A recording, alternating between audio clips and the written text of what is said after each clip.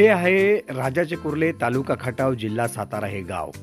हे गाव खऱ्या अर्थाने इतिहासामध्ये फार प्रसिद्ध आहे. कारण हे गाव म्हणजे एक संस्थान त्यापूर्वीच्या काळामध्ये होतं. या गावामधले अनेक युवक हे आपल्या गावाचा नावलौकिक त्यांनी करून दिला.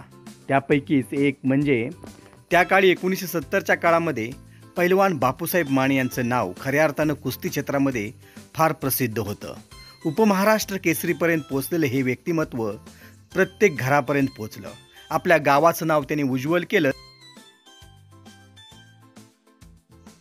आपलं संपूर्ण आयुष्य कुस्तीसाठी ज्यांनी वेचलं ते आहेत पैलवान बापूसाहेब माने. उपमहाराष्ट्र केसरीपर्यंत पोचलेलं असे एक महान व्यक्तिमत्व. राजाच्या कुर्ल्यात जन्म होऊन मुंबईपर्यंतचा प्रवास फार संघर्षपूर्ण होता. मुंबईमध्ये त्यांनी आपलं स्वतःचं दैनंदिन काम करत कुस्तीचं छंद जोपासला आणि आपल्या मार्गदर्शकांच्या सहकाऱ्यांच्या नातेवाईकांच्या सहकार्यानं त्यांनी उपमहाराष्ट्रापर्यंत केसरीपर्यंत मजल मारली. त्याच्यामध्ये भरपूर संघर्ष होता, पण हा लढवय्या पैलवान असल्यामुळं कुस्तीमध्ये पैलवान बापूसाहेब माने यांचं नाव खऱ्या अर्थानं गाजलं. महाराष्ट्रातील अनेक जिल्ह्यामध्ये त्यांनी नावलौकिक मिळावा अशा कुस्त्या त्या काळामध्ये केल्या. त्यामुळं त्या काळामध्ये बापूसाहेब पैलवान म्हटलं की अनेक जण कुस्ती पाहण्यासाठी येत होते. असे हे बापूसाहेब पैलवान. नमस्कार. बघूया आपण. नमस्कार. बापूसाहेब विष्णू माने, मुक्काम पोस्ट तालुका खटाव, जिल्हा सातारा. आपण वयाच्या कोणत्या वयापासून म्हणजे वर्षाच्या कोणत्या वयापासून आपण कुस्ती खेळायला सुरुवात केली? वयाच्या 12-13 वर्षापासून कुस्ती खेळायला सुरुवात केली. नक्की कुणी कुणी तुम्हाला लहानपणापासून आज तागायत तुम्ही लोकांमध्ये एवढं प्रसिद्ध आहात, तर कुणी कुणी तुम्हाला मार्गदर्शन केलं? आमचे मोठे बंधू होते, हां, ताटेराव विष्णू माने. त्यांचं मार्गदर्शन आम्हाला मुलाचं झालं लहानपणी.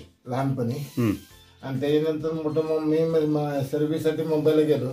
तिथं 11वीपर्यंत शाळा झाली पिसाळे हायस्कूलला, उर्ला ते पिसाळे. आणि त्याच्यानंतर मुंबईला गेलो. नंतर मी BST मध्ये सर्व्हिसला लागलो. आमच्या भावानेच मला BST मध्ये कामाला ठेवलं. आणि त्याच्यानंतर मी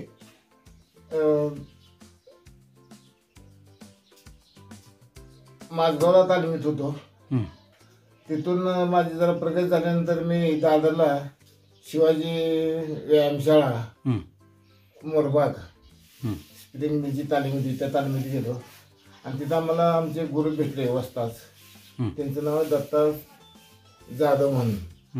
हे तासगाव तालुक्याचे बोरगावचे. त्यांनी फार मोठं माझ्यासाठी सहकार्य केलं आणि त्यांच्यामुळेच मी पैलवान घडलो.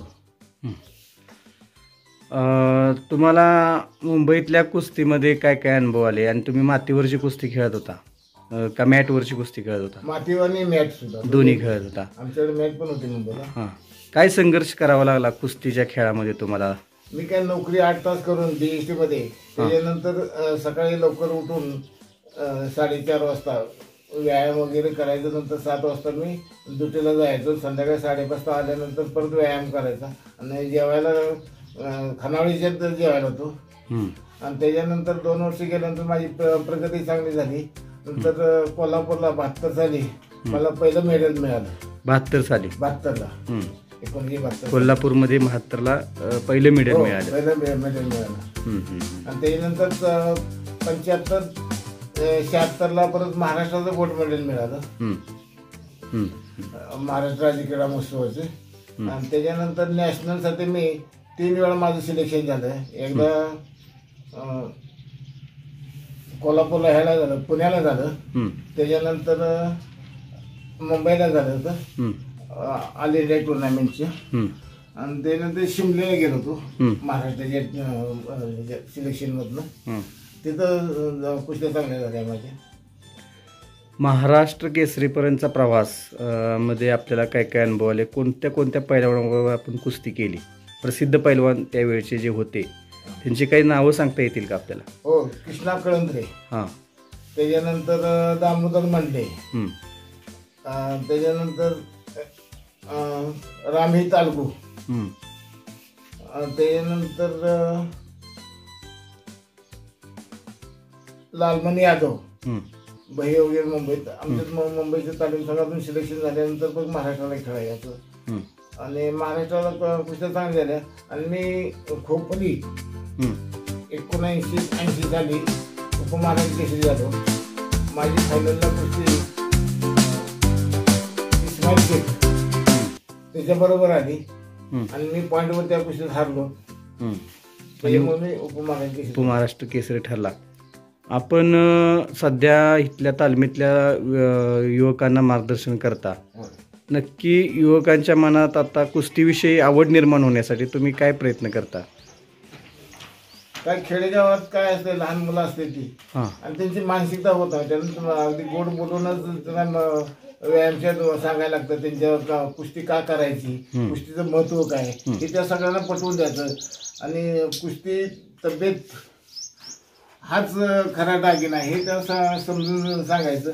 आणि नोकरीसाठी म्हणा कुठं निर्व्यसनिक मुलं बनतील म्हणा, त्यासाठी आपलं प्रयत्न. निरोगी शरीर हे सगळ्यात मोठी संपत्ती आहे. निरोगी शरीर म्हणजे पूर्वी कुस्तीला दंगल असं म्हटलं जात होतं. त्यावेळच्या ही तुम्ही जे बघताय की त्यावेळची ही जाहिरात आहे. कुस्ती म्हटलं की लोक अक्षरशः उड्या मारायचे, गर्दी करायचे आणि कुस्ती ही जीव की प्राण.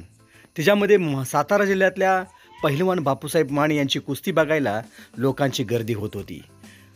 आपल्या भागातील अनेक पैलवान त्या काळात गाजत होते. त्यातीलच एक नाव होतं पैलवान बापूसाहेब माने.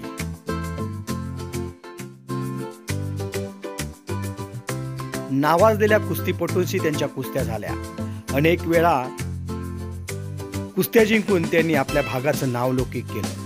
1970, 1972, 1973 या काळामध्ये पहिलवान बापूसाहेब माने यांचं नाव खऱ्या अर्थानं महाराष्ट्रभर पोचलं.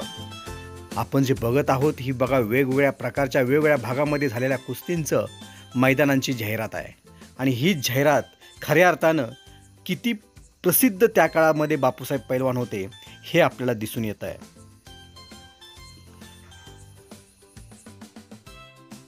सध्या ते राजाचे कुर्ले या ठिकाणी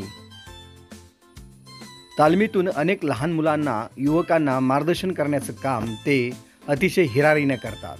हिथून या मातीतून चांगले पैलवान घडावे.